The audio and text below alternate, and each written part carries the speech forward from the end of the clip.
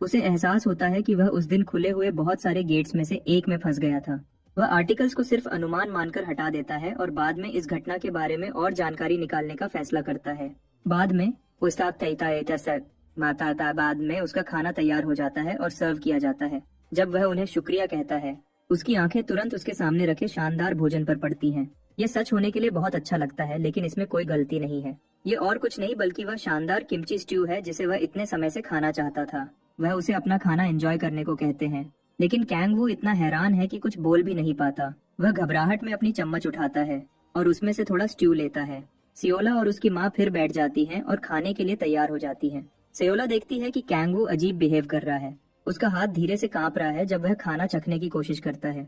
दूसरी तरफ सियोला और उसकी माँ उत्सुकता से इंतजार कर रही हैं, यह जानने के लिए कि क्या उसे सच में उसका स्वाद पसंद आया है, लेकिन वह एक भी शब्द नहीं बोलता। कैंगू बस खाता रहता है और चम्मच के बाद चम्मच अपना खाना लेता रहता है। सियोला और उसकी माँ को उसके बारे में काफी चिंतित छोड़कर खाते वक्त उसे याद आता है कि वह 10,000 साल पहले हेल की गहराइयों में कैसे गिरा था।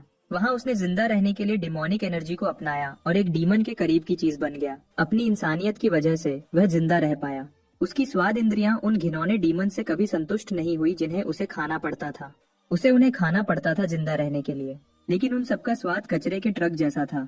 धीरे धीरे वह अपना दिमाग खो रहा था, लेकिन एक ही चीज जो उसके होश को एक साथ रख पाई वह थी उसकी घर वापस लौटने की तेज इच्छा। अब कई सालों बाद वह आखिरकार वापस आ गया है और अच्छे खाने का स्वाद ले सकता है।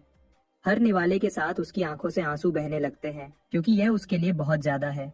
सियोला और उसकी माँ काफी चिंतित हैं, क्योंकि उन्हें नहीं पता कि कैंगवू को इतना इमोशनल क्या बना रहा है। एक मुंह भर खाने के साथ कैंगवू सियोला को अपने पूरे दिल से शुक्रिया कहता है और उसे बताता है कि खाना कितना स्वादिष्ट है।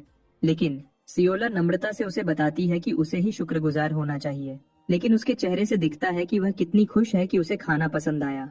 वह माफी मांगती है कि उसने उसे कुछ और नहीं दिया, लेकिन आप यकीन कर सकते हैं कि वह अगले 1000 साल तक किमची खा सकता है। कैंगवू उसे बताता है कि खाना सच में बहुत अच्छा है और पूछता है कि क्या उसे एक और कटोरी चावल मिल सकते हैं। सियोला उसे एक और कटोरी देने के लिए उठती है और उसकी माँ खुश है कि उसे खाना पसंद आया।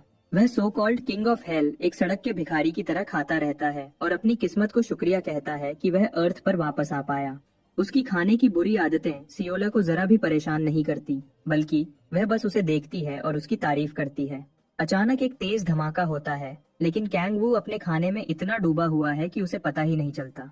एक अजीब इंसान मलबे और धूल के बादलों में खड़ा है, उस चीज को गाली दे रहा है जिसने उसे उनका दरवाजा तोड़ने पर मजबूर किया। सियोला और उसकी माँ उस पागल को देखने के लिए बाहर दौड़ती है जिसने उनके घर में घुसपैठ की है। वह लड़का आगे बढ़ता है और हम एक बदसूरत गुंडे को COLA को तुरंत बाहर आने के लिए चिल्ला